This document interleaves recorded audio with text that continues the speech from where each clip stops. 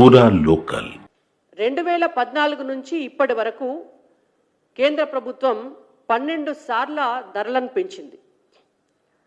రైతు ఉత్పత్తుల ధరలు పెంచి రైతులకి డబ్బు చేతికి అందాలే, ఆరుగాలం తిప్పలబడ్డటువంటి రైతులకి పంట అమ్ముకుంటే దిగుబడి పైసలు వాళ్ళు బతికేటందుకు ఉపయోగపడాలనేటువంటి ఉద్దేశంతో దాదాపుగా 12 సార్లు పెంచినాం.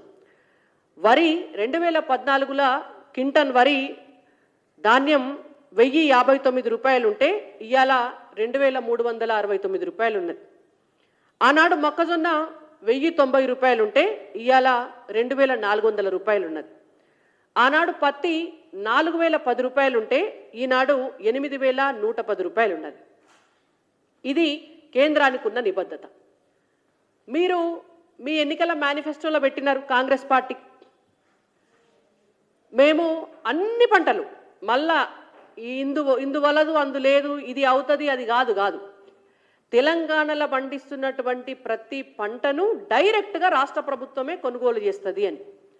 మరి ఆ దిశగా మీరేమన్నా ఈ రోజు వరకు ఒక ప్రణాళిక సిద్ధం చేసినారా?